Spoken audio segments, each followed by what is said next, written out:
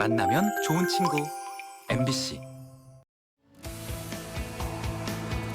시청자 여러분 안녕하십니까? 한 주간의 뉴스를 더 깊이 있게 분석하는 전주 MBC 더 체크 이몽진입니다. 먼저 이슈 체크에서는 민주당 지도부에 입성하지 못한 전북 정치권의 문제는 무엇인지 분석해보고요. 도 산하기관장들의 인사청문회 확대 소식과 고향사랑 기부제에 대해서도 알아보겠습니다. 이어지는 이슈 토론에서는 지역화폐 예산 삭감 논란과 관련해서 실효성과 대책은 무엇인지 이야기 나눠보겠습니다.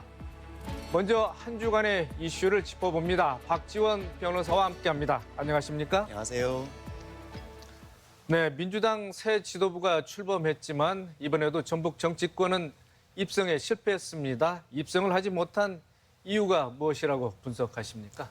일단은 안 나갔으니까 못 들어간 거죠. 왜 출마를 안 했는지가 핵심이 될 텐데 지난 민주당 전당대회를 돌이켜보면 키워드는 친이재명계가 당내 지도부의 주류로 부상했다라는 것 아니겠습니까?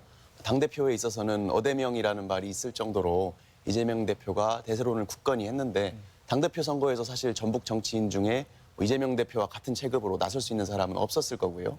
최고위원을 보면 최고위원들도 거의 친이재명계가 거의 싹쓸이하다시피 했었는데 그럼 우리 전북 정치인 중에 친이재명계라고 불릴 만한 사람이 누가 있었는지를 생각해봐야겠습니다.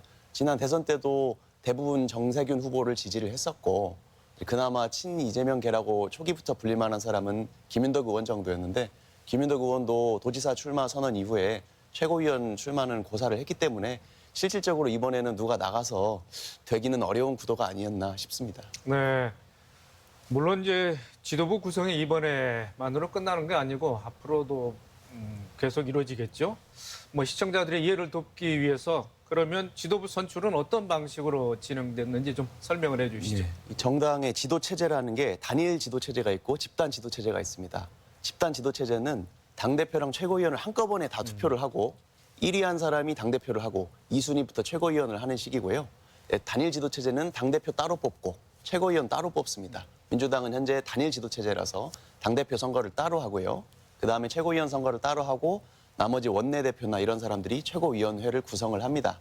그리고 그걸 어떻게 뽑는지 가중치는 항상 전당대회 때마다 룰을 따로 정해요. 이번에도 협의를 했었는데 권리당원 투표를 40%로 하고 대의원 투표를 30% 그리고 나머지 30%는 이제 여론조사를 했습니다. 30% 중에 일반 국민 여론조사가 25%, 당원 여론조사가 5%가량 이루어졌고요. 이제 가중치를 과거와 비교해보면 대의원 투표가 조금 줄어들고 일반 국민 여론조사 비중을 조금 늘려서 아무래도 당심과 민심의 괴리를 좀 해소하겠다 이런 차원이었던 것으로 보입니다. 네, 그런 방식으로 치러진 이번 선거에서 전북 정치권에서는 뭐 3선 이상의 중진이 없다 또는 기반이 취약하다 이런 여론저런 이유로 해서 뭐 후보로 나서온 사람이 없었는데 그런 점이 과연 어떤 이유가 될 수 있다고 보십니까? 이번 민주당 지도부는 선수와는 거의 무관했다고 봅니다. 그렇죠. 당대표만 봐도 초선이지 않습니까? 그리고 최고위원 중에 고민정 의원 초선, 장경태 의원도 초선이고요. 박찬대 의원 재선이고 서영교 정청래 의원이 3선인데 사실 전통적인 의미에서 중진이라고 보기는 어려운 분들이죠. 그러니까 전북 정치인 중에 3선 이상의 중진이 없었기 때문에 지도부 입성에 실패했다라고 보는 것은 현재 보여주는 현상과 맞지 않는 것 같습니다. 네. 뭐 전북에서는 한때 당 대표 또 대선 후보까지도 배출했습니다마는 이번 지도부 구성을 놓고 중앙 정치 무대뿐 아니라 호남권에서도 소외되는 것이 아니냐 해서 특단의 대내외적으로 조치가 필요하다 이런 시각도 있습니다. 그 구조상 아마 호남 소외론은 계속해서 심화될 것 같습니다. 왜냐하면 이제 인구 구조를 보면 기본적으로 수도권이 당원 수나 의석 수에서 압도할 수밖에 없는 것이고 또 사실 실리 싸움을 보면은 이제 충청권이나 영남권은 여당인 국민의힘과 민주당이 경쟁을 해야 되기 때문에 실리를 아무래도 거기 내어줄 수밖에 없거든요. 그러다 보면 의석수 싸움에서나 실리 싸움에서나 호남이 밀릴 수밖에 없는 구조다 보니까 향후에도 계속 그런 소외론은 심화될 것 같은데 결국은 그러면 우리 강점을 어떻게 부각시켜서 어필해서 소외론을 타파할 것이냐의 문제인데요. 민주당이 힘들 때마다 사실은 호남을 다시 찾지 않습니까? 그 이유를 보면 결국 근본적으로는 개혁적이고 진보적인 성향의 그 민심, 당심 내지는 민도가 있기 때문에 이제 호남이 민주당의 심장이라고 불리는 거 아니겠습니까? 그래서 지역 정치권에서도 이제 골목대장만 하면 재선이 되고 3선이 되다 보니까 대외적으로 인지도를 제고한다든지 당내 정치력을 올린다든지 이런 부분에는 좀 소홀할 수밖에 없는 위인이 되긴 하지만 기본적으로 개혁적인 의제를 조금 선도하고 특히 지역균형 발전 이런 것들은 호남에서 하기가 좋거든요. 이런 것들을 의제를 기반으로 해서 선도할 수 있는 정치인들을 양성하고 키워내서 왜 호남이 민주당의 심장이라고 불리는지 납득시킬 수 있어야 된다고 봅니다. 네, 알겠습니다. 네, 다음 이슈로 넘어가죠. 전라북도 산하기관장 청문회 확대 소식인데요. 지난 6일이었죠. 전라북도와 전라북도 의회가 산하기관장의 인사청문회를 확대하는 내용의 협약을 체결했습니다. 전라북도 산하기관 인사청문회 어떻게 바뀌는지 그 내용을 좀 알려주시죠. 네, 기본적으로는 이런저런 숫자가 많이 늘어났습니다. 네. 우선 대상 기관의 숫자가 확대됐는데요. 원래 전라북도 공기업이나 산하 출연기관이 16군데가 있는데 그중에 5곳만 청문회 대상이었거든요. 근데 이번에 그것을 9곳으로 확대를 했습니다. 거의 절반 이상이 청문회 대상이 되는 것이고 전국적으로 봤을 때도 상당히 높은 수치라고 합니다. 그리고 이제 청문회 기간도 15일로 연장이 됐고 청문위원 수도 조금 증원이 됐고 기본적으로는 청문회를 강화하는 취지로 협약이 체결된 것 같습니다. 네, 당초 5군데에서 9군데로 청문 대상 기관이 확대됐다 그 말씀이고요. 네, 그동안에는 이제 청문 대상 기관 수도 적고 또 청문 진행 과정도 비공개로 진행되면서 반쪽짜리 청문회라는 이런 지적이 일었지 않겠습니까? 그마저도 이제 의원들의 준비가 미흡해서 많은 질타를 받기도 했었는데 이번 이제 기관 확대로 해서 어떻게 좀 긍정적인 효과가 있다고 보십니까? 그러니까 예전에 지적됐던 사례를 보면 청문회 하루면 끝나는데 그 의원들이 인사말하고 소개하는데 20분씩 허비를 하거나 뻔한 질의응답만 하거나 감성적인 내용의 질문과 답변이 오간다거나 이런 점들이 지적이 됐었고 또는 의원들 책상에 미리 다 쫙 자료가 배포돼 있는 거죠. 질의응답 요약집. 그래서 의원들은 그 시나리오대로 후보자와 같이 이렇게 연기만 하는 거의 그런 형태의 모습이 보여지면서 너무 유명무실한 거 아니냐라는 비판이 있었는데요. 저는 기본적으로 인사청문회가 이제 주민의 알 권리 보장 차원에서 의미 있는 제도이기 때문에 확대하는 차원도 찬성을 하고 형식적으로라도 계속 해 나가야 된다라고 보는 입장입니다. 네. 그런데 이제 후보자의 검증, 즉 도덕성 검증 절차는 여전히 비공개로 진행하겠다. 뭐 전라북도가 공개 반대를 했지 않겠습니까? 그래서 무산이 됐는데 왜 전라북도가 반대를 했을까요? 이제 전라북도 또는 도지사 입장에서는 인사청문 제도 자체가 기본적으로 인사권에 대한 제약이죠. 검증에 부담을 지고 가는 거기 때문에 청문회가 확대되는 걸 반길 이유는 사실 없습니다. 네. 근데 이제 내세운 명분은 사생활 침해 우려가 있다는 것이죠. 우리가 국회 인사청문을 보면 후보자의 뭐 업무 자질이나 직무 적합도보다는 도덕성, 청렴성 검증에 중점을 두다 보니까 과거의 행적, 심지어는 뭐 자녀의 입시, 취업 뭐 이런 문제까지, 병역 문제까지 사생활을 탈탈 터는 모습을 많이 보지 않습니까? 그러니까 이제 후보자의 사생활 침해 우려, 또 이에 따라서 능력 있는 후보자가 이제 무서워서 못 나가게 될까 걱정된다라는 것을 이제 내세우고 있는데요. 근데 이제 아까 말씀드렸듯이 알 권리 침해 소지도 따져봐야 되는 것이고 국회도 도덕성 검증을 공개를 원칙으로 하되 예외적으로 사생활이나 명예 침해 우려가 있으면 의결로 비공개로 전환할 수가 있게 돼 있습니다. 그래서 도도 사실은 공개를 원칙으로 하고 예외적으로 비공개를 해도 후보자 사생활 보호 조치는 충분하지 않을까 생각됩니다. 네. 우리가 국회 인사청문회 많이 시청했지 않겠습니까? 그런데 이제 전라북도 산하기관 인사청문회는 임명 동의 여부에 대한 의원들의 의견 개진이 없습니다.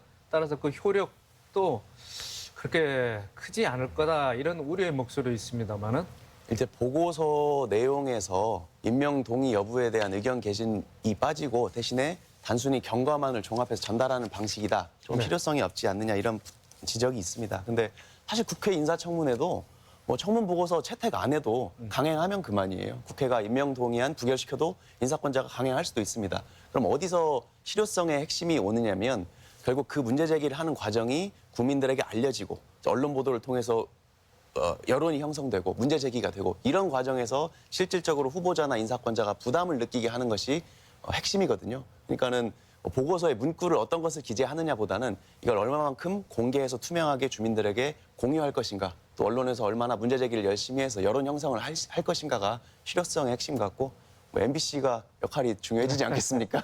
알겠습니다. 네, 마지막 이슈로 넘어가 보겠습니다. 고향사랑 기부제 내년 1월부터 시행된다고 합니다.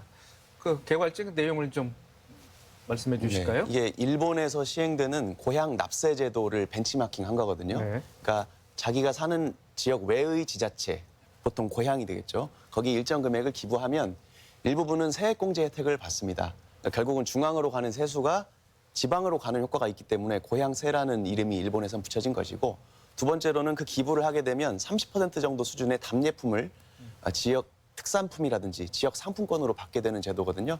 그럼으로써 지역 경제를 활성화하고 지방 재정의 불균형을 해소하고자 하는 목적에서 시행되는 제도입니다. 네.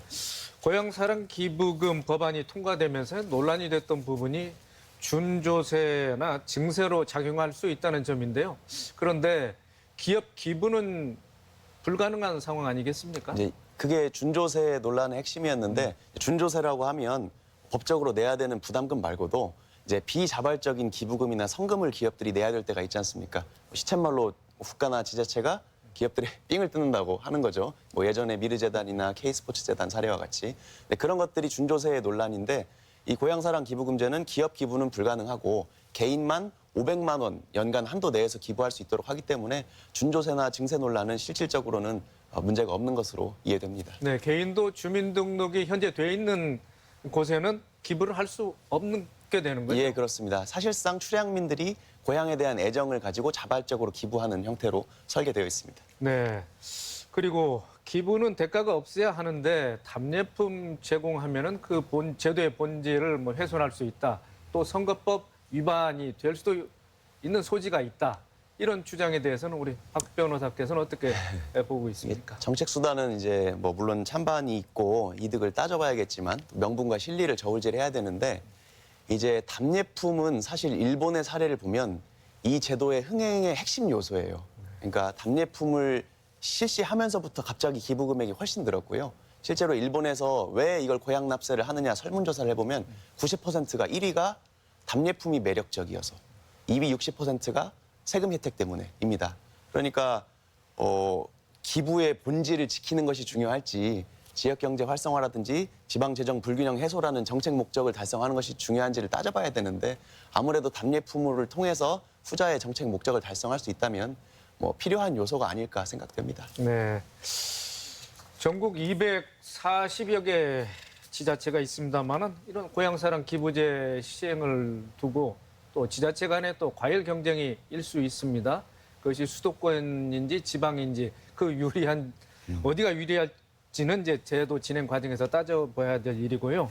이런 지자체 간 과열 경쟁 해소 방안이 뭐가 있다고 이렇게 말씀하실 수 있겠습니까? 이것도 일본 사례를 들여다봐야 될 것 네. 같아요. 실제로 세수가 부족한 지방에서 기부금을 많이 모집하기 위해서 정부 권고안인 30%가 아니고 그걸 초과해서 답례품을 주는 경우도 있고, 심지어 자기 지역 특산물이 아니고 다른 지역 특산물 중에 좋은 거를 답례품으로 주는 경우도 있고, 사이트도 우후죽순 생기고 이랬단 말입니다. 그러다 보니까 일본 사례를 보면서 과열 경쟁 우려를 하는데, 저는 조금 시기상조인 것 같아요. 일본도 지금 제도를 15년간 시행을 하니까 그 사이에 많이 정착이 돼서 과열 경쟁 논란이 나온 것이고, 초기에는 잠잠했습니다. 그러니까 우리도 사실은 뜨거워질 것을 미리 걱정할 것은 단계는 아니고, 오히려 무관심해서 차갑게 식어버리지 않을까를 걱정해야 될 단계 같습니다. 네, 알겠습니다. 오늘 세 가지 이슈에 대해서 우리 박지원 변호사부터 들어봤는데 자세한 설명과 전망 감사합니다. 감사합니다.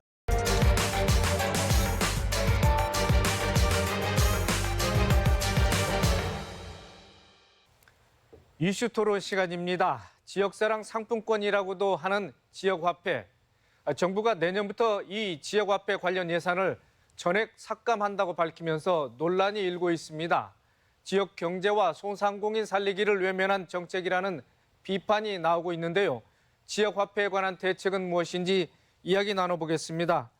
오늘 토론해 주실 세 분 모셨습니다. 신영대 더불어민주당 국회의원, 최준호 원광대 사회적경제연구센터 연구원, 이상민 익산 참여연대 사무처장 모셨습니다. 세 분 안녕하십니까? 안녕하세요. 안녕하세요. 네, 이상민 사무처장님, 현재 전라북도의 지역화폐 발행 현황과 규모는 어떻습니까? 네, 개괄적으로 좀 설명 부탁드립니다. 이제 여기서 오늘 이제 논의를 하는 지역화폐는 자치단체가 발행하는 그리고 자치단체 행정구역 내에서 유통되는 화폐를 말을 합니다. 전라북도가 올해 2022년에 2,200억의 예산을 편성을 해서 여기서 말하는 14개 시군에서 편성을 했고요. 이 중에 국비가 455억, 그리고 도비 41억, 그리고 시비가 1,730억으로 구성이 되어 있습니다. 최근 3년 동안의 좀 상황을 보면 2020년에는 1,200억 정도가 예산으로 편성을 했고요. 21년에는 약 2,000억 정도가 편성이 됐습니다. 그래서 이제 전라북도는 14개 시군에서 지역화폐와 관련한 예산이 조금씩 증가해오고 있다라고 좀 보면 될 것 같고요. 지역화폐가 보통 한 10배 정도, 그러니까 예산의 10배 정도의 발행량으로 좀 측정을 한다고 하면 약 한 2조 원 정도가 유통되고 있다라고 보시면 될 것 같습니다. 여기서 말하는 게 이제 1년에 약 2조 원 정도가 유통이 되는 거고요. 이런 이제 지역화폐를 발행하는 예산을 편성을 할 때 국가에서 지원되는 예산과 매칭을 하는 게 있고요. 근데 이제 전라북도 14개 시군은 이거 가지고 부족하니까 별도의 자체 예산을 편성을 해서 운영을 하기 때문에 2020년 기준으로 보니까 약 한 13조 정도 전국적으로 유통된 걸로 알고 있고 여기에 이제 전라북도에서 한 1조 정도 유통을 시켰습니다. 약 한 8% 정도를 차지하고 있는데 전국적으로는 뭐 경기도, 인천, 그리고 부산 다음으로 전라북도에서 지역화폐가 많이 유통되고 있습니다. 전라북도 내 자치단체들의 지역화폐 발행 총량은 늘어나는데 국비 지원은 이제 상대적으로 갈수록 줄어들었다. 특히 이제 정부가 내년 예산안을 발표하면서 지역화폐 예산을 전액 삭감했습니다. 신영대 의원님, 그 배경은 무엇이고 앞으로 또 예상되는 파장도 클 것 같은데 어떻게 보고 계십니까? 그러니까 이번에 이제 내년도 예산안이 이제 국회에 넘어와 있는데요. 예산안 규모를 보면 2017년 이후에 최소 수준의 예산 증가율입니다. 결국은 긴축 재정을 하고 있는 거고 그런 과정에 이제 신규 사업들도 현재 전혀 반영을 하지 않고 있고 그런 과정에 이제 지역화폐 예산들도 이제 전액 삭감해서 영원으로 이제 올라와 있는데요. 그 배경에 보면 결국은 긴축 재정에 기초하에 하게 하고 있는데 문제는 긴축 재정을 하는 것, 전 동의하지 않지만 정부가 긴축 재정을 한다고 하면 하더라도 최소한도 지역 경제가 돌아갈 수 있게끔 서민이 그래도 삶이 조금 나아질 수 있게끔 이런 정도의 예산 편성이 돼야 되는데 지역 경제에 가장 크게 기였던 사업 중 하나가 지역화폐 사업이었는데 이 사업이 완전 삭감은 되어서 매우 좀 우려스럽다 이런 생각 갖고 있고요. 결국 이제 국회 단계에서 더 큰 논의를 통해서 증액을 하는 방향들을 다시 반영하는 방향들을 좀 모색할 필요가 있다 생각합니다. 네, 긴축 재정의 탓도 있다. 그렇지만 국회 차원에서 논의가 더 필요하다 말씀해 주셨습니다. 정부가 지역화폐가 크게 효과가 없다는 주장에 근거로 삼은 것이 2020년 조세재정연구원의 보고서라고 합니다. 국가 전체적인 소비 증대 효과가 없다는 내용인데 지역화폐 발행의 목적이 역외 소비 방지 아니겠습니까? 최준호 연구원님, 지역을 살리자는데 정부가 화폐 발행을 이제 전액 삭감을 했습니다. 앞으로 어떻게 전망하고 계십니까? 네, 우선은 그 정부가 이제 근거로 삼고 있는 조세재정연구원의 이제 보고서 내용을 한번 말씀을 드리자면 그 보고서에 이제 지역화폐에 대해서 이제 부정적인 입장을 이제 내놓게 되었는데요. 이제 연구자의 관점에 따라서 이제 다양한 의견들이 나올 수는 있습니다. 근데 다만 이제 연구 보고서에서 이제 연구소 보고서에서도 나오지만은 그 데이터가 2011년도에서 2018년도까지의 데이터를 분석했습니다. 여기서 이제 지역화폐 발행액이 크게 증가한 2019년 이후의 데이터를 분석하지 못했다는 이제 한계점을 가지고 있고요. 이 연구 보고서 이후에 그 나오게 되는 대부분의 논문들이나 또 기타 이제 다른 지역들의 그 연구 보고서에 의하면 이 지역화폐가 지역 경제 활성화에 긍정적 영향을 준다는 내용 등이 계속해서 나오고 있습니다. 그리고 이제 조세재정연구원에서 대안으로 지역화폐 대신에 온누리 상품권을 이제 제시하게 되었는데요. 사실은 이 부분은 저는 조금 동의는 하지는 않습니다. 온누리 상품권하고 지역화폐는 비슷해 보이지만은 성격이 조금은 다르다라고 말할 수 있는데요. 온누리 상품권의 목적은 전통시장을 활성화하기 위해서 도입한 제도입니다. 그리고 전국의 전통시장에서 사용이 가능하고요. 근데 지역화폐 같은 경우는 지역 경제 활성화를 위해서 특정 지역, 만약에 익산이면 익산 내에서, 전주면 전주 내에서만, 군산이면 군산 내에서만 통용될 수 있는 이제 그런 목적과 특징을 갖고 있는데 저는 그래서 조세재정연구원에서 온누리 상품권을 대안으로 제시한 거에 대해서는 그 목적성이 조금은 다르기 때문에 저는 조금은 동의는 하진 않고 있습니다. 그렇기 때문에 지역화폐의 그 목적인 여계로 재정이 유출되는 거, 그리고 지역 경제 활성화, 지역 소상공인들의 어떻게 보면은 이제 잘 경제적인 이득을 얻기 위해서, 또 소비자들 입장에서도 이 지역화폐를 사용해서 얻는 이익들을 생각했을 때는 저는 지역화폐가 앞으로도 계속 지속 가능성을 가지고 운영이 돼야 된다고 보고 있습니다. 네, 이상민 처장님, 그러면 역외 소비 방지 효과를 해야 된다고 보는데, 그럼 역내 소비 진작 효과는 있었다고 보십니까? 어떻습니까? 예, 저희가 이제 전국화시키는 건 약간 무리가 있을 수 있을 것 같고요. 조금 전에 연구원님께서 말씀하셨듯이 이제 지역화폐가 크게 증가한 2020년을 좀 기준으로 해서 좀 봐야 될 것 같고요. 지금 전라북도 지역에서는 익산시가 가장 많은 지역화폐를 발행을 하고 있습니다. 그래서 익산시가 2022년에 예산이 한 1,000억 가까이 투입을 하고 있어서 전라북도에서 발행하고 있는 지역화폐 한 40% 정도를 좀 담당하고 있는데요. 그래서 익산에서 이제 그 용역을 통해서 역외 방지 효과가 어떻게 있는가라고 하는 부분을 좀 구체적으로 좀 봤는데요. 이제 소비 형태가 어떻게 바뀌느냐라고 하는 부분입니다. 그래서 소상공인들에게 어쨌든 효과가 증진됐다라고 하는 부분들이 이제 13%, 그리고 역내 소비, 그러니까 역외 소비가 역내 소비로 전환된 비율이 한 33%, 그리고 소비 자체가 늘어났다라고 하는 부분이 이제 29%로 이렇게 나왔고요. 저희 이제 익산 참여연대에서도 시민들 대상으로 해서 이렇게 조사를 했는데 한 59% 정도가 대형마트에서 동네에 골목 상권으로 어떤 소비처가 이동이 됐다라고 하는 부분이 있고요. 그리고 타 지역에서의 소비가 지역 소비로 전환된 게 한 28%가 그렇게 전환됐다라고 하는 이제 구체적 데이터가 이제 막 나오고 있습니다. 그래서 아마 이제 지역화폐에 대한 여러 가지 이제 학계 논란이 있을 수 있지만 지역화폐가 규모 있게 운영이 되면서 그런 데이터들이 쌓이면서 실질적으로 지역화폐가 지역경제에 어떤 역할을 하고 있는지라고 하는 부분들이 좀 나올 수 있을 것 같고요. 그런 면에서 익산에서 좀 규모가 상당히 좀 확장이 되면서 진행됐던 부분에 대한 어떤 연구 결과, 이런 부분들이 좀 상징하는 바는 크다라고 생각을 합니다. 네, 반면에 국가 예산은 초반부에도 설명해 주셨습니다만은 갈수록 줄고 내년에는 이제 전액 삭감되는 상황인데, 이런 상황이 뭐 지속될 우려가 있다고 보십니까? 어떻습니까? 아무래도 그 현 정부의 기본적인 어떤 경제 정책의 방향이 어떤 시장 원리라고 하는 부분으로 가야 한다라고 하는 것들이 전제가 많이 되다 보니까 지역화폐라고 하는 건 사실 재정 정책을 통해서 지역 경제를 활성화하자라고 하는 재정 정책이라고 하는 부분들입니다. 그래서 이제 이런 부분들에 대해서 우호적이지 않은 것 같다. 그리고 아무래도 이 재경부나 이런 현 정부에서 정말 이렇게 소멸 위기에 놓여 있는 지역 경제 현황이랄지 이런 부분들을 체감하거나 느끼지 못하기 때문에, 그러니까 보통 이럴 때 뭐 탁상 공론이라고 하는 이제 이런 형태, 탁상에서 좀 행정을 하는 게 아닌가라고 하는 부분들이 좀 전제가 되는 거고요.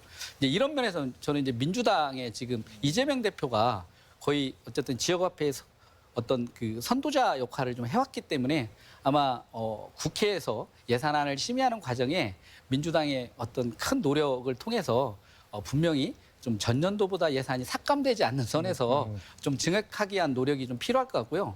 더군다나 이제 지역화폐가 얼마만큼 실효성이 있느냐라고 하는 부분에 대한 논란을 잠재울 수 있도록 어떤 최근에 어떤 지역화폐 운영과 관련한 내용들이 충분히 좀 연구될 수 있도록 그러니까 지역화폐 편성에 대한 예산뿐만 아니라 그것을 좀 연구할 수 있는 그런 어떤 예산이랄지 정책들을 좀 정부에 주문하는 이러한 노력들이 같이 맞물려야 국가에서 지역화폐 활성화를 위한 어떤 예산 편성이라고 하는 게 어떤 정권에 따라서 입장이 바뀌거나 이런 게 아니라 좀 지속 가능하게 갈 수 있는 최소한의 좀 토대를 만드는 그런 시험대에 좀 올라왔다. 여기에 대해서 민주당의 좀 역할, 그리고 앞에 계신 의원님의 역할이 좀 중요할 것 같습니다. 신 의원님, 뭐 지금 산업통상중소벤처기업위원회 네. 상임위 활동을 3년째 하고 계시는데, 지역화폐에 대해서는 누구보다도 하실 말씀이 많이 있으실 네. 것 같습니다. 네. 특히 군산사랑 상품권이 처음 발행된 때가 2018년이었는데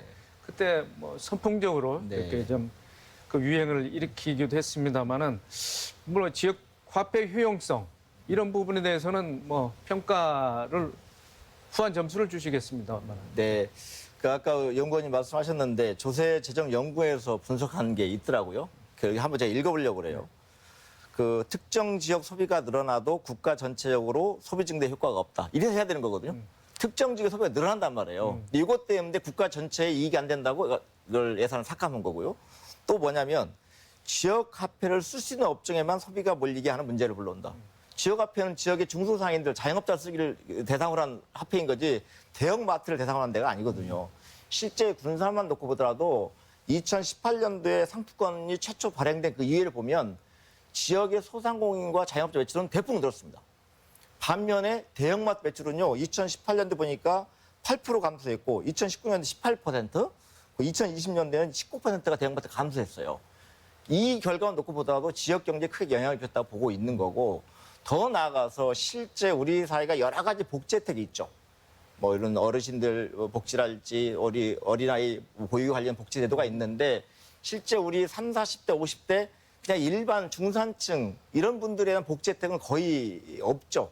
이런 분에 국가적으로 이런 지역상 상품을 통해서 복지를 지원하는 측면도 분명히 있는 거고요. 두 번째로 그 당시 2018년도라면 군산 지역 경제는 어떤 상황이냐면 산업 위기죠. 고용 위기적이었어요. GM이 철수하고 현대중공업 가동 중 나면서 여기에 다시 코로나까지 겹쳤거든요. 아마 지역 화폐가 없었다고 한다면 아마 군산에 있는 소상공인 자영업자들은 실제 생존하기 너무 어렸을 거다. 그래도 이 지역 화폐가 그래도 소상공인 자영업자가 버틸 수 있는 그런 역할을 해준 거다. 이렇게 생각하고 있고요. 실제 조세재정연구에서 발표했던 것처럼 지역 경제에 기여하는 바가 크다고 한다면 당연히 수도권과 지방의 격차가 큰 이 대한민국 현실에서는 당연히 국가가 예산 지원하고 부족함이 있으면 물론 좀 부족한 부분은 지자체가 채울 수 있겠지만 절대 대부분의 예산들은 정부가 지원하는 게 맞다고 생각하고 있습니다. 네. 군산의 사례를 직접 들어봤고요. 이상민 처장님, 수도권과 지방은 지역화폐 쓰임이라든지 그 성격이 다르다는 말 누차 듣고 있습니다. 그 정책 방향도 좀 달라야 되지 않을까 싶은데 어떻게 생각하고 계십니까? 그러니까 수도권 내에서도 사실은 인천이 가장 많이 활성화돼 있고요. 보통 한 4조가 넘게 유통을 시키고 있습니다. 그럼 인천이 왜 이렇게 많은 지역화폐를 유통시키느냐라고 하면 인천의 소비가 서울 중심으로 빨려 들어간다고 하는 거거든요. 그러니까 수도권 내에서도 그런 불균형이 있는데 그러면 수도권과 비수도권의 이 소비에 대한 부분들은 수도권으로 계속 집중되고 빨려 들어가고 있다라고 하는 부분이고 이것을 균형 발전 차원에서 어떻게 할 거냐라고 하는 게 있고요. 사실은 지역 소멸 대응 기금이라고 해서 이제 1조씩 편성을 해서 지역에 뭔가 이 사업 예산을 주고 있는데 사실은 이 지역 소멸이라고 하는 게 너무나 중요하고 현실적인 문제가 되어 있습니다. 그렇다고 한다면 지역이 소멸될 위기에 놓여 있는 가장 큰 원인은 무엇이냐면 경제가 제대로 돌아가지 않는다라고 하는 겁니다. 그렇다고 한다면 정말 인구가 감소하고 뭔가 이런 부분에 있어서 가장 중요한 균형 발전 정책이 무엇이냐라고 얘기하면 저는 지역 화폐를 통해서 지역 소비를 어떻게 선순환시키느냐라고 하는 문제라고 생각합니다. 지금까지 지역 균형 발전을 위해서 수없이 많은 예산을 쏟아 부었지만 수도권 집중화 현상을 막지도 못했고요. 계속 이탈하고 있습니다. 그런 면에서 놓고 보면 이 지역 화폐가 그런 면에서 지금 나온 어떤 정책보다 균형 발전이라고 하는 차원에서 보더라도 이게 가장 효과적인 정책 중에 하나라고 보는 거고요. 그런 관점에서 본다고 한다면 사실 지역화폐 수도권에 제가 볼 때는 크게 필요한 것 같지는 않고요. 정말 이 지역 경제가 고사의 위기에 있는 이런 지역일수록 가중치를 두어서 그러니까 정부가 일률적으로 할인 금액에 뭐 4%를 지원한다 이런 게 아니라 지역 경제의 어려움 정도가 큰 데를 중심으로 해서 어떤 그 지원 비율을 새롭게 조정을 하는 거죠. 수도권에 지원하는 비율보다 어떤 더 어려운 지역에 보다 많은 예산을 지원을 해서 말 그대로 이게 지역 경제 회생을 통해서 어떤 균형 발전이라고 하는 이런 문제를 장기적인 그리고 지속 가능한 정책적 측면에서 이 의제에 접근해야 되는데 과연 기재부가 그런 접근이냐라고 놓고 보면 거기에 이제 전혀 동의할 수 없다라고 하는 거고요. 그리고 지역에서 놓고 보면 어려운 지역일수록 지역화폐 예산이 많습니다. 그게 유일한 출구라고 생각하기 때문에 어려운 재정 현황에서도 그 많은 예산을 거기에 투입하고 있다. 그렇기 때문에 이러한 부분들은 국가 차원에서 재정적으로 뒷받침해줬을 때 계속 반복되는 이야기입니다만 지역 경제 활성화가 지역 소멸을 완화시키거나 회복할 수 있는 가장 좋은 정책이라고 봤을 때 지역화폐 정책은 수도권과 절대 다르게 다른 관점 속에서 접근하고 바라봐야 한다. 이제 이런 부분을 좀 말씀드리고 싶습니다. 네, 신 의원님. 뭐 여당에서 지역화폐 발행액을 뭐 축소 내지는 뭐 삭감하려고 하는데 의정 활동하시다 보면은 지역 의원들과 많은 대화를 네. 하시고도 접촉을 하실 텐데 뭐 다른 당 의원들도 반대를 하고 있나요? 어떻습니까? 지금 실제 이제 내년도 국가 예산안에 지역화폐 예산들을 전액 삭감하면서 여기에 대응해서 각 정부의 지자체들이 내년도 예산을 또 세우겠는데요. 네. 대부분 국민의힘이 이 당선된 지자체장들 같은 경우들도요. 지역화폐 예산은 자체 예산으로 세우고 있습니다. 네. 예를 들면 세종시도 세우고 있고요. 인천광역시 세우고 있고요. 다 그 두 군데 다 그 도지사나 시장이 국민의힘 소속이거든요. 그런데 왜 하겠냐는 거예요. 그런 요구가 분명히 있는 거고요. 그러면 국민의힘 의원님 같은 경우를 또 그 지역의 요구가 있어서 이 예산의 증액에 대해서 여야 간의 의원들이 거의 의견의 일치를 보고 있어요. 그럼에도 불구하고 윤석열 정부와 함께하는 기재부의 논리가 요 사업은 지역 사업이니 국가 예산을 지원하는 게 적합하지 않다고 계속 버티고 있는 거고 사실은 솔직히 말씀드리면 우리 문재인 정부 때도 그 당시 홍남기 부총리가 지역 화폐 예산들을 전액 삭감해서 올라온 것을 작년에 예산 심의과정에 국회에 증액을 했던 거거든요. 이 기조를 현재 기재부는 이어가고 있는 거라서 이 부분을 제도적으로 어떻게 좀 안착시킬까? 실제 왜 국회의원들이 이걸 여야가 같이 원하고 모든 정부의 지자체들이 여야를 떠나서 원하는 이유는 뭐겠어요? 결국은 이 사업이 지역 경제를 회생시키는데 지역 경제를 활성화하는데 도움이 된다 판단이 있기 때문에 자체 예산을 세우고 국가 예산을 요구를 하고 있는 거지 않겠습니까? 그러다 보면 이 부분은 좀 안정적으로 지역화폐 제도가 정착될 수 있게끔 특히나 수도권과 지방 간의 어떤 격차가 심한 한국 사회 구조에서 이걸 일정 정도 극복할 수 있는 좋은 제도라고 보기 때문에 이 부분에 대한 제도 안착을 위한 재정의 안정적 지원을 위한 국비의 지원을 안정적하기 위해서 제도 마련도 좀 다시 좀 검토할 필요가 있는 시기가 아닌가 싶습니다. 네, 최준호 연구원님. 사회적 경제 그중에서 특히 이제 지역화폐에 대한 뭐 연구를 뭐 심도 있게 하고 있는 걸로 알고 있습니다. 일부 연구자들은 뭐 지역화폐 이런 제도의 설계가 애초부터 좀 잘못돼서 지속 가능하기가 어렵다 이렇게 뭐 주장하는 측면도 있는 것 같습니다. 그 이유는 어디에 있고 그렇다면 수정하고 보완할 점은 무엇이라고 보고 있습니까?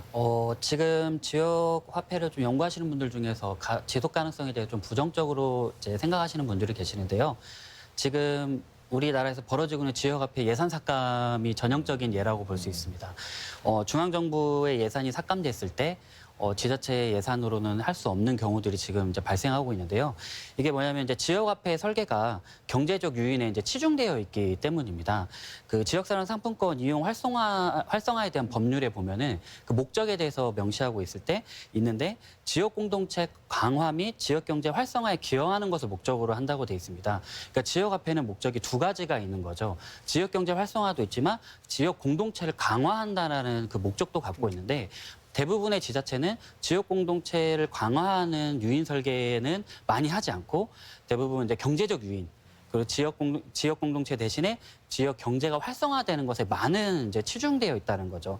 그러다 보니까 경제를 활성화시키기 위해서는 유인책을 갖게 되고 또 유인으로 했을 때는 대부분 이제 충전 할인이나 지출의 캐시백 같은 이제 경제적 유인에 이제 많이 설계가 돼 있는 거죠. 대부분의 아마 지자체들은 뭐 5%에서 10% 더 뭐 특별 할인을 한다든지 이런 이벤트성을 통해서라도 계속해서 이제 소비자들이 구매할 수 있는 이제 동기를 경제적 유인에 이제 집중하고 있는데요.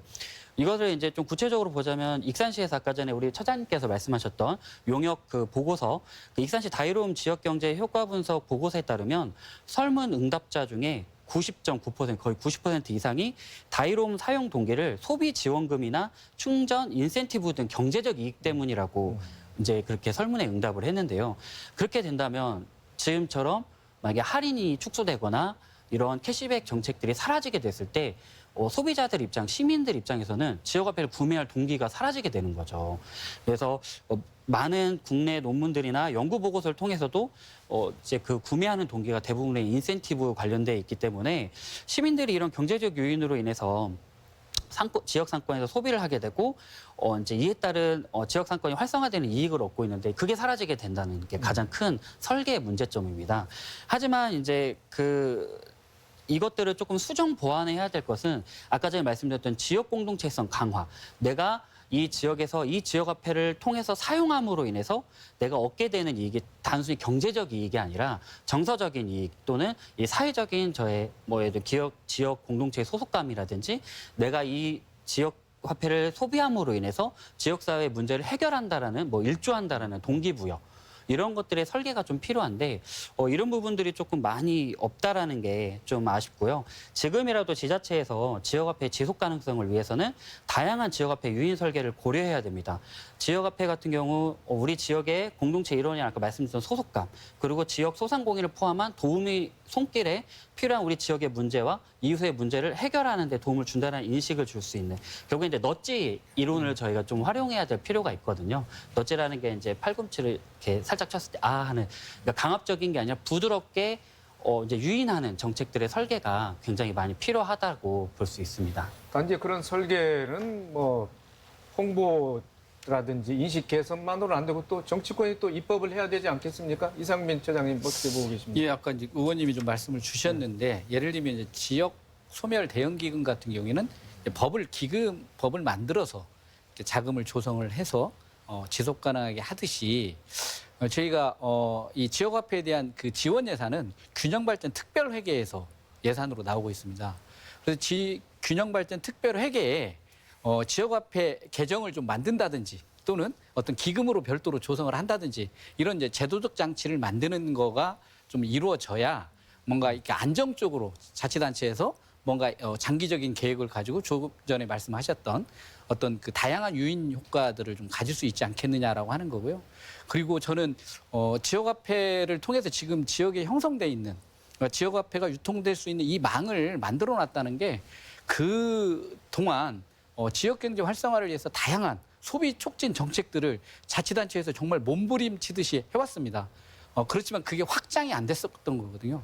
그런데 물론 높은 어쨌든 경제적 인센티브가 작용을 했지만 그래서 그런 유통할 수 있는 구조들이 형성이 됐다. 이 인프라를 어떻게 활용을 할 것이냐라고 하는 부분이고요. 그래서 어떤 게 통합 플랫폼으로서 기능을 해서 배달 앱이 됐든 그리고 지역 쇼핑몰이 됐든 그리고 택시 호출 앱이 됐든 그래서 지역 화폐 카드를 가지고 있으면 지역에서 모든 경제 활동이 가능할 수 있도록 다양한 기능들을 어떻게 구체화시켜서 시민들에게 공동체에 대한 일원으로서의 어떤 책임감과 함께 어떤 생활적 편의 그리고 경제 활동에 대한 어떤 이로움이라고 하는 이 부분들을 잘 설계를 해서 만들어줘야 한다고 생각을 합니다. 그래서 지금도 연구가 이제 막 시작되는 단계일 수는 있는데요. 이러한 부분들이 아무래도 전라북도 자치단체들이 많은 예산을 들여서 하고 있기 때문에 전라도 차원에서 이러한 부분들을 정책적으로 좀 뒷받침할 수 있는 연구랄지 이런 게 좀 더 좀 나왔으면 좋겠다 이런 거고요. 또 이제 국회 차원에서도 이런 부분들에 대한 연구를 좀 가속할 수 있도록 국책 연구기관이랄지 이런 부분들이 아무래도 정치권의 영향을 많이 받겠지만 좀 더 많은 연구가 좀 필요하다고 생각합니다. 네, 신 의원님. 네. 네, 실제 물론 다양한 연구, 아까 연구원이 말씀하신 대로 이게 지역 경제에 도움이 되는 방향 또는 지역 공동체에 부합하는 방향 이 두 가지 목적을 만족하기 위해서 이제 이 제도가 만들었다고 보는 거지 그 후자 지역 공동체의 충족 이런 것들은 좀 부족하다는 의견을 주셨잖아요. 저 동의를 하는데요. 이런 것 같아요. 충분히 지금 이 지역화폐 효용성에 대해서는 충분하게 결과가 입증됐습니다. 그럼 이걸 어떻게 안정적으로 재원을 마련할 것인가를 정부가 고민해야 되는 거거든요. 전 특히나 이게 지역화폐에 관심이 있는 가장 큰 주안점이 뭐냐면 지금 그 대형 유통 플랫폼들이요. 지역 상권을 다 잠식하고 있습니다. 예를 들면 배달의 민족이 있는데 배달의 민족 내에 비마트라는 게 있어요. 비마트는 어떤 거냐면 주문하면요. 연필 한 자루 우유 하나, 콜라 한 병은 그냥 바로 배달해 줍니다. 그러니까 이제 마트는 당연하고 편의점도 갈 이유가 없어집니다. 이게 점점 잠식하고 있고 이게 지금 비마트를 규제하자고 제가 제기를 했는데 이게 눈치를 보고 있어. 수도권에 하고 있어. 일부 서울 쪽에 하고 있는데 이게 지방이 되는 순간에 지역 상권 초토화됩니다. 이걸 어떻게 막아낼 거냐 할 때도 이 제도는 지역 상품권은 실제 큰 의미가 있는 거죠. 그래서 이 제도는 기금 갖고는 쉽지 않을 것 같고 기금은 이제 기금을 조성하면 쓰고 나서 다시 충당해야 되는데 이게 활용해서 수익이 되는 구조는 아니잖아요. 다 소비가 되는 부분이기 때문에 저는 좀 우리가 교육 부분 우리나라 교육을 선진화시키고 교육을 안정적으로 지원하기 위해서 우리가 이제 지방 교육 재정 교부금법에 보면 내국세 20.79%를 그냥 무조건적으로 교육부를 투자할 수 있게 만들었거든요. 이런 것처럼 수도권과 지방의 격차 그리고 중소상인들 자영업자 보호 이런 목적을 가지고서 안정적으로 교부금법을 일부 개정해서 특별한 교부금을 만들어서라도 교부금을 안정적으로 좀 지역에 배포할게끔 그리고 처장님 말씀하신 대로 수도권과 지방의 차별 차이를 주는 것. 왜 그러냐면 당연히 수도권의 재정 자립도 기준과 우리 전라북도의 뭐 군 지역의 재정 자립 기준이 다른 것처럼 재정 자립도 어려운 지역은 좀 국비 보전 비율을 높여주고 수도권 좀 낮게 주면서 전국적으로 이걸 법제화시키는 것 이것 좀 검토해볼 필요가 있는 시점 아닌가. 매년 예산 때마다 기재부의 예산을 주네 안 주네 이거 가지고서 지자체들은 이거 안 주면 우리 어떡하지? 예산을 어떻게 세우지? 우리 자체 재원 없는데 그러면 예산 규모를 줄여보자. 이렇게 하거든요. 이렇게 하다 보면 아마 지역화폐를 발행을 못 할 겁니다. 익산시가 전라북도 제일 많이 하긴 한데 시간이 가면 갈수록 못 버틸 거거든요. 지자체 재원 갖고는. 네. 그렇기 때문에라도 이거는 근본적으로 올해 이제 예산 과정에서 내년 예산 심사 과정에서 어느 정도 진행될지는 모르겠지만 그 결과 끝나고 나면 우리 당 차원에서라도 이걸 법제화시키는 방법을 한번 고민해 볼 시점이 되지 않았나 싶습니다. 네. 또 다르게 뭐 생각해 볼 점이 최 연구원님 지역화폐가 지속성을 가지려면은 뭐 채널을 다양하게 확보해야 한다. 그래서 기업 간 거래에서도 지역화폐를 사용하도록 해야 한다는 일각의 또 주장도 있습니다. 이런 점은 어떻게 이것도 지역화폐를 지속할 수 있는 그런 방안이 되겠습니까? 네, 저는 충분히 지속 가능성과 이제 자생력을 갖는 역할을 할 수 있다고 보는데요. 이제 해외 지역화폐 사례를 좀 이제 제가 말씀드리자면 스위스의 비어 또는 이제 프랑스의 낭트 화폐라는 지역화폐가 있는데요. B2B 형식입니다. 기업 간의 거래가 가능한 지역화폐고 또 개인과 기업 간의 거래가 가능한 이제 그런 지역화폐 설계거든요. 그리고 또 이제 아마 많은 지자체들에서도 이런 기업 간의 거래를 지역화폐로 활용할 수 있는 방안에 대해서 계속 연구를 하실 거예요. 그래서 이제 해외 사례에도 이런 사례가 있기 때문에 또 저희가 보면은 스위스의 비어나 이런 것들은 개인 회원도 사용이 가능하다고 이제 플러스를 시켰는데 이게 좀 이점이 회원들에게 카렌다를 줍니다. 그래서 그 기업 간의 정보들을 주고 개인 회원간이 그거를 구매할 수 있는 또 어떻게 보면 판매 촉진을 할 수 있는 역할을 또 해주는 게 이제 스위스의 비어 이제 화폐거든요. 그래서 해외 사례에도 B2B에 할 수 있는 이런 플랫폼들이나 지역화폐가 있기 때문에 충분히 우리나라 이제 지자체에서도 기업 간의 거래를 지역화폐 설계를 한다면 좀 지속 가능성이나 또 자생력을 갖는데 좀 플러스 요인이 될 거라고 생각을 하고 있습니다. 네, 알겠습니다. 열띤 토론을 벌이고 있지만은 마칠 시간이 다 된 것 같습니다. 토론자들께서 강조하고 싶은 말씀 또 다 하지 못한 말씀 마무리 말씀으로 해서 듣겠습니다. 먼저 이상민 처장님. 지역화폐에 대한 일차적 책임이 자치단체에 있는 건 맞습니다. 하지만 이러한 부분들이 지역 경제가 어렵기 때문에 지역화폐를 통해서 그 출로를 찾으려고 하는 거고요. 지역 경제가 어려운 자치단체일수록 재정적 여력이 어렵다고 하는 측면에서 국가의 역할 그리고 전라북도의 역할이 필요하다라고 하는 부분을 좀 충분히 좀 인식했으면 좋겠습니다. 그리고 어쨌든 전라북도가 지역화폐에 대한 부분을 놓고 보면 약간 한 발 뒤로 물러나 있다라고 하는 생각이 듭니다. 1년 예산이 41억이면 이 지역화폐가 차지하는 비중을 놓고 봤을 때 재정의 규모도 너무 적은 거 아니냐라는 생각이 들어서 전라북도의 어떤 관심과 역할도 필요하다라고 하는 말씀을 드리겠습니다. 네, 최준호 의원님. 네, 저는 지역화폐가 앞으로 계속해서 진화할 거라고 생각합니다. 제가 만약에 제안을 하자면 저희는 이게 아까 전에 처장님이나 우리 의원님께서 말씀하셨던 것처럼 시민들의 삶에 녹아드는 지역화폐가 돼야 됩니다. 그래서 익산시 같은 경우는 청년 참여 포인트 제도라고 해서 청년들이 자원봉사를 하거나 시행사에 참여를 했을 때 포인트를 지급하고 그 포인트가 쌓이게 됐을 때 지역화폐로 지급을 해주거든요. 그리고 전주사랑 상품권 같은 경우도 기부 설계가 돼 있어서 가맹점이나 시민들이 구매했을 때 일정 부분을 기부를 할 수 있도록. 근데 이거는 또 설계가 조금 좀 보완해야 될 부분들이 있지만 이런 다양한 지역사회에서 시민들이 참여할 수 있는 지역화폐 설계들을 계속해서 변화를 추구한다면 앞으로도 저는 충분히 지역화폐가 지역사회의 문제를 해결할 수 있는 방패막이 역할을 할 거라 생각합니다. 네, 알겠습니다. 신영대 의원님. 네, 저는 이제 지역화폐 직접 경험해 봤잖아요. 군산시에서. 지역화폐를 2018년도에 지역화폐를 가지고서 그걸 택시비 냈습니다.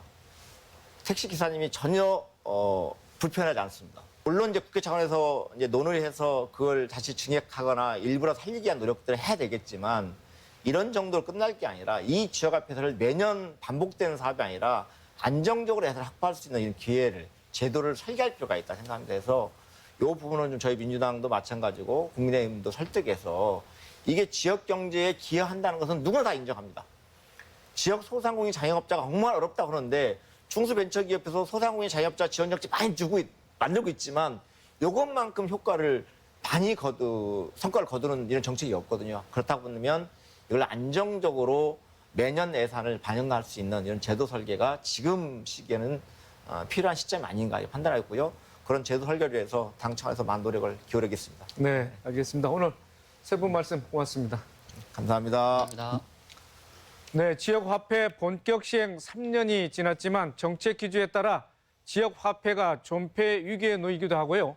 경쟁력마저 잃는 악순환이 계속되고 있습니다. 지역화폐의 순기능을 살리고 지속 가능성, 안정성을 고려한 대책 마련이 필요한 시점이 아닌가 합니다. 더 체크 오늘 순서 여기서 마칩니다. 시청해주신 여러분 고맙습니다.